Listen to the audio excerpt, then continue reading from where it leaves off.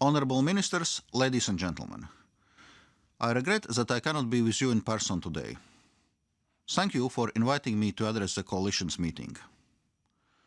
This is a now or never moment, according to United Nations climate experts.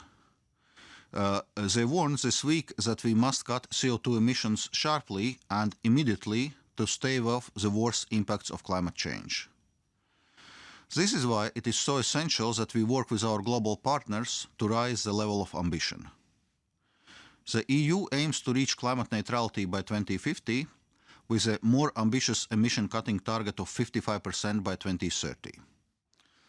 But there are differences among countries that can lead to a risk of carbon leakage. This can happen in two ways. EU companies move their production abroad to take advantage of weaker emission standards or lower carbon prices, or EU products get replaced by more carbon-intensive imports. In both scenarios, carbon leakage is likely to lead to an overall increase in global emissions. Either would seriously undermine both EU and global climate efforts. We must find ways to work together to decarbonize. This is why the EU has designed a carbon border adjustment mechanism. CBAM helps to reduce the risk of carbon leakage by encouraging producers in non-EU countries to green their production processes. One could say that it represents a first major step on the direction of global carbon pricing. It is fully compliant with our international obligations under the World Trade Organizations. So, how does it work? It will take into account an individual producer's emissions on certain types of energy-intensive goods imported in the EU. If the producer can show that they have already paid a price for the carbon in their home country, this will be factored in.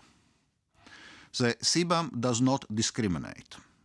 The key for this principle is putting the same carbon price on importers that EU producers pay under the EU's emission trading scheme. It makes sure that the price of imports more accurately reflects their carbon content if a non-EU country places less importance on fighting climate change and chooses not to invest in climate-friendly technologies. I would also like to mention that we would apply CBAM only as a reporting requirement as of 2023.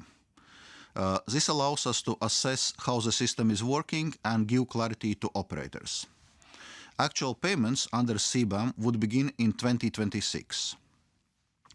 Let me briefly update you on where we stand in the decision-making process. In March, the EU finance ministers reached a general agreement on their position. There will be now discussions and negotiations with the European Parliament. And a number of related issues addressed through other instruments are yet to be agreed. These include revising the emissions trading scheme and the new own resources from which the EU budget is financed.